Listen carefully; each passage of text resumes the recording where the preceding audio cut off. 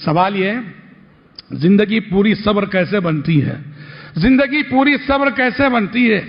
صبر کا جو کانسیپٹ ہے عام طور پر ہمارے ذہنوں میں بڑا محدود ہے کہ کوئی لاش ہمارے سامنے ہو ہمارے عزیز کی رشتہ دار کی اور ہم روئے بغیر بیٹھے رہیں، بس یہ صبر ہے۔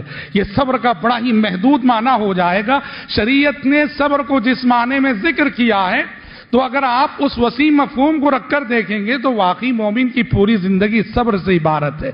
علمی اصطلاح میں اہل علم کہتے ہیں کہ صبر کی 3 قسمیں ہیں: الصبر علی طاعت اللہ، الصبر عن معصیت اللہ، الصبر علی اقدار اللہ المؤلمہ، کہ صبر 3 طرح کا ہوتا ہے۔ صبر کی 3 قسمیں ہیں۔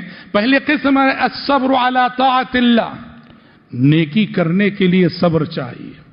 نیکی وہی کرتا ہے جس کے اندر صبر کا حوصلہ ہوتا ہے۔ یہ صبر کی پہلی قسم ہے۔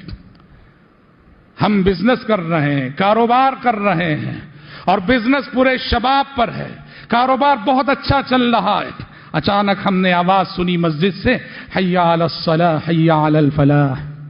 بزنس جب پورے شباب پر ہے، گاہک دکان پہ قطار اندر قطار کھڑے ہوئے ہیں، اس وقت حی علی الصلاۃ کی آواز کو سن کر وہی شخص مسجد کا رخ کرے گا، وہی کاروباری مسجد کا رخ کرے گا جس کے اندر صبر ہو۔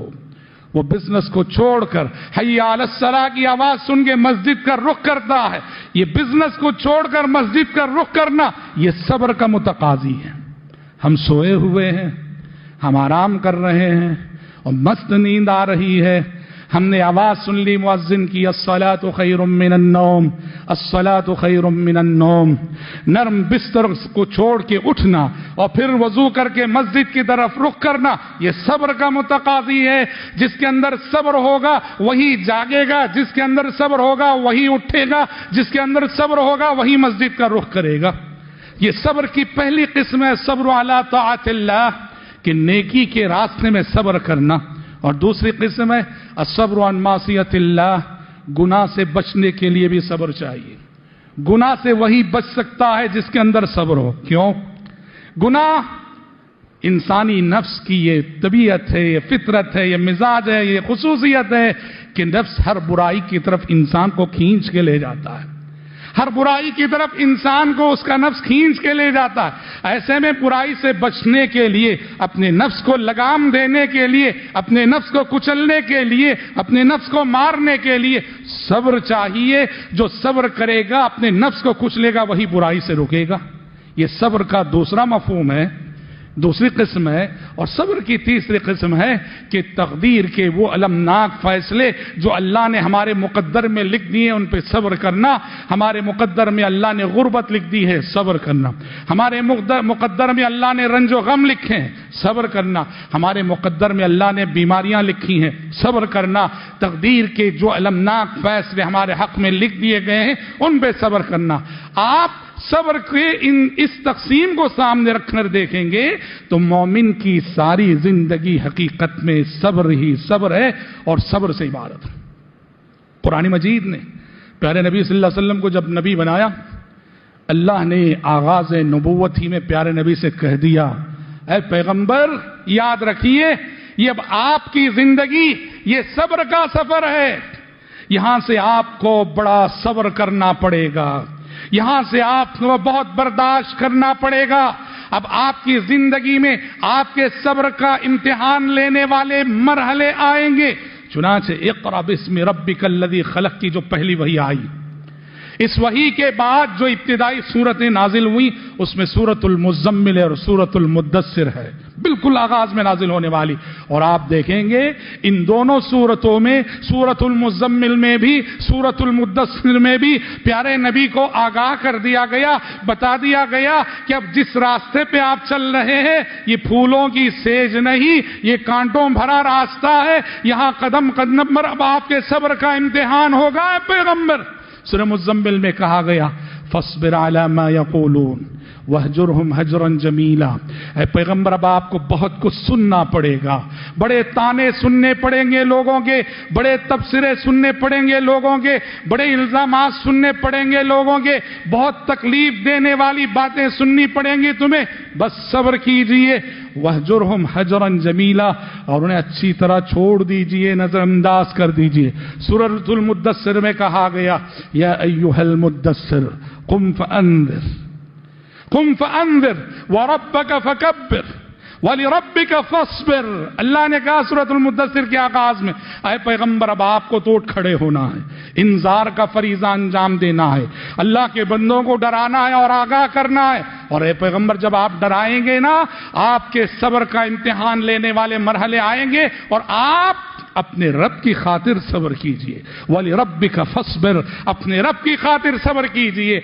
आपको बता दिया गया कि आपका ये रास्ता सब्र का रास्ता है, और आपको बता दिया गया कि सब्र कैसा होना चाहिए।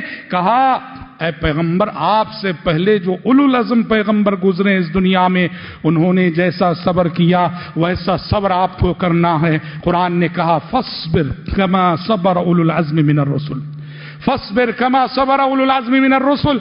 ऐ पैगंबर, सब्र कीजिए वैसा जैसा सब्र के आपसे पहले गुजरे उलुल अज़्म पैगंबरों ने किया।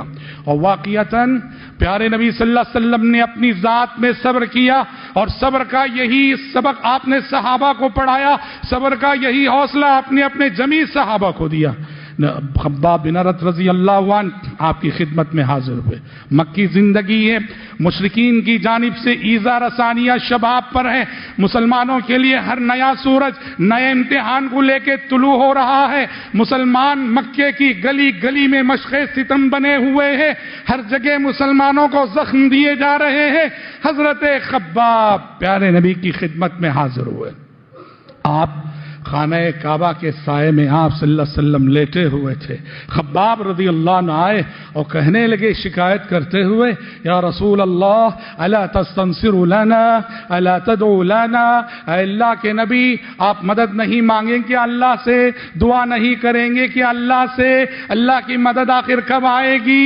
मुशरिकीन के जुल्म की हद हो गई है, इनके सितम की इंतहा हो गई है। ये शिकायत सुनकर प्यारे नबी जो लेटे हुए थे उठ बैठे और आपने हजरत खब्बाब से कहा, खब्बाब, इतना जल्द तुम्हारा सब्र जवाब दे गया? इतना जल्द तुम्हारा सब्र जवाब दे गया क्या?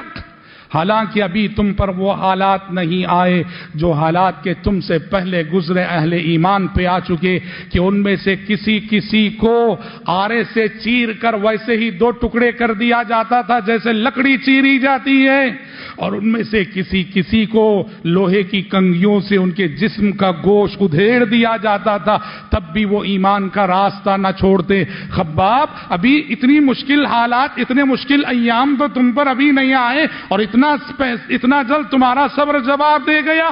आपने कहा, खब्बाब सब्र करो, सब्र करो, अमन के ऐसे अय्याम आने वाले हैं, ऐसा अमन होगा मुआशरे में कि सना से हजरमौत तक एक औरत तन्हा सफर करेगी, अकेली सफर करेगी, और उसे अल्लाह के सिवा किसी का खौफ न होगा। प्यारे नबी ने खुद अपनी जाती जिंदगी में सब्र किया और अपने सहाबा को सब्र का यह सबक पढ़ाया, सब्र का यह हौसला दिया।